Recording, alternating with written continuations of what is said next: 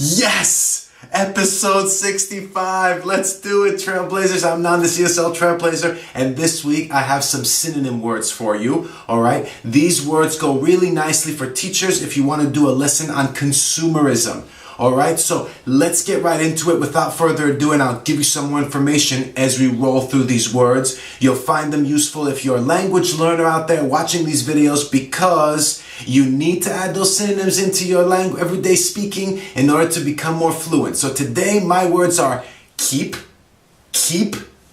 yeah, that's it, and get rid of. Get rid of it. Okay, here are my synonyms. Let's get, without further ado.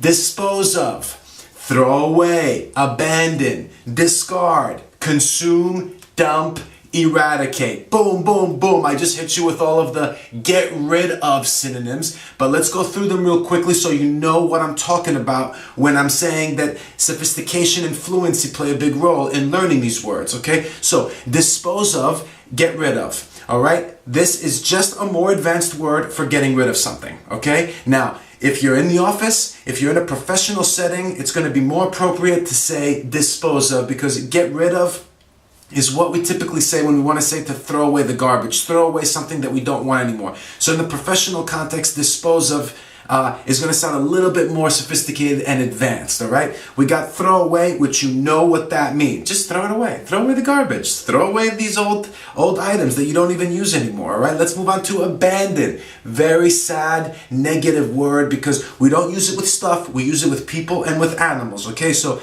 if you abandon your pet, your dog, your cat, very sad. I love dogs. I love my dog. And some people unfortunately get a pet and they realize that they can't handle it or that they've made a mistake. So they do the irresponsible thing and they abandon it on the side of the road or someplace remote. Okay, so you can abandon an animal, or a person might feel abandoned if you don't give him some support when they're feeling down, or you're not there as a friend or a family member when they need you, okay? They might feel abandoned, like if you break the contact with them suddenly and unexpectedly, okay? And of course, children, very sad, but children can be abandoned, all right? So those are the contexts there for abandoned, all right? Let's move on to discard, very closely linked to dispose of, all right? You have to discard of things from your office desk in order to make space for the work that you need to do, okay? So you discard it. That doesn't mean necessarily throw away in the garbage, but just take it away from the desk. Move it away from there, all right? Of course, it can also mean throw away, but it has that side meaning of not necessarily garbage, but just in another place, okay?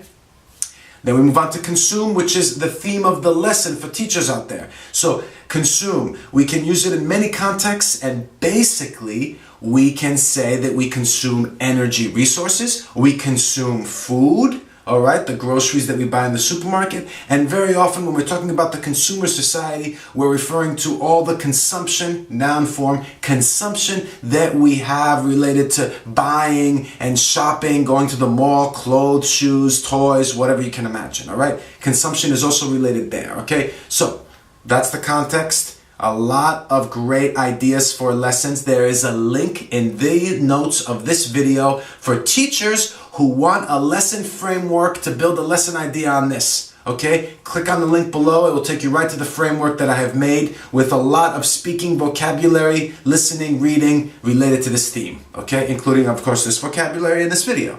All right, let's move on to dump.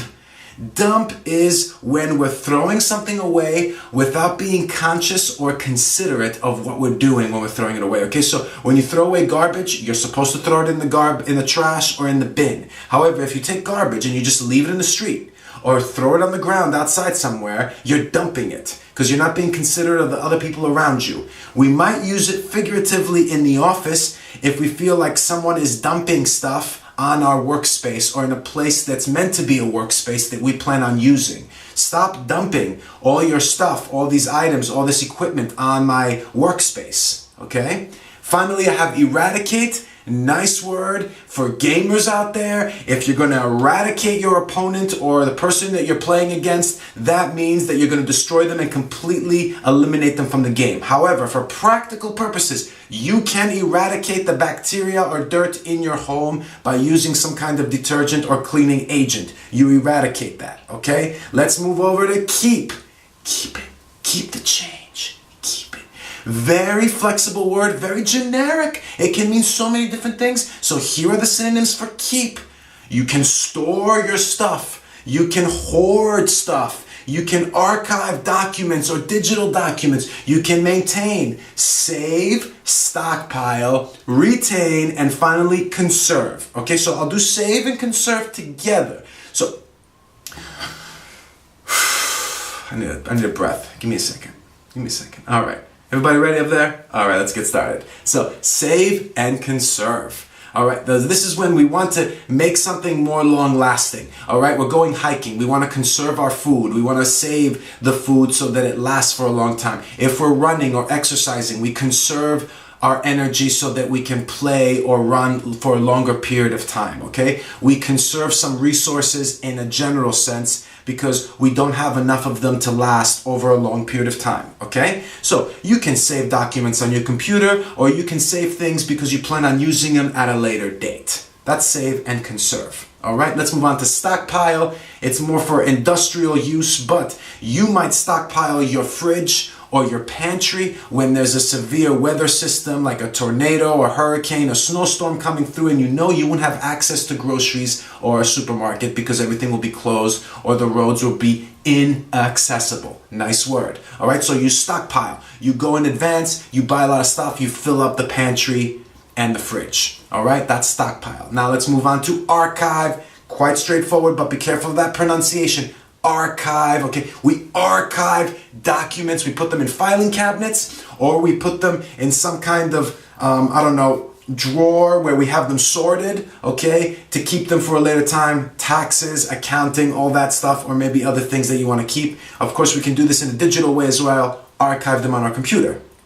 Let's move on. Store and hoard, okay? So you store stuff in a storage room. In America, it ends up being your garage because we're such a huge consumer society, all right? But, storage space, wherever you have it, you would store stuff there that you think you might use at a later time, but probably you'll never use again. So here's a word of advice from the ESL Trailblazer. If you're storing stuff, wait 3 months and then, or maybe 6. Okay, let's go 6. And then, boom. Discard it. All right, hoard. This is something that's become almost an illness. It's when we accumulate. We want to. We have this urge to keep accumulating stuff. And it sometimes, in American documentary that I've watched, there's Americans who have it like all the way piled up to the ceiling in some rooms, okay? We're accumulating, it piles up, and it becomes unimaginably difficult to even maintain. Forget about it, it's done. You're a hoarder. If you're doing this, it means you're not even buying, you're just going out and grabbing whatever stuff you find and taking it and keeping it for whatever. I don't know, the apocalypse maybe? The zombie apocalypse? You gotta get rid of that stuff. What do I have left? We have retain, just a sophisticated word for keep. All right, we retain staff through an economic crisis, okay, or our employees. We retain certain parts of our character, our personality as we grow older, okay. We retain, in this context, we can use retain, not so much keep, right? But of course, you can also use retain, like keep stuff in your apartment that you want to keep. Again, I think retain is a more figurative, has a more figurative meaning than keep. That for if you're somebody who likes to write, you can use it in a literary sense a lot, okay? But I gave you those 2 examples. So that's all I got for you. But remember, if you're a teacher, you can talk about disposable income and spending patterns and mass branding and personal consumption with your students. Spending versus saving, all right? Past and present habits with buying and shopping. Online shopping is becoming a huge trend. You can make a lesson. Click on that link below to see the framework for it. Faulty, out of stock, price tag, etc. Lots of words here, lots of different topics you can branch off of on the consumer society. That's all I got. Thank you very much for watching. Be proud teachers, lifelong learners. Go get them, burn to learn. Let's make something happen. I'm Don the CSL Trailblazer, and I'll see you next week for another episode. Take care. Go get 'em. I got lots more to give. I'll see ya later.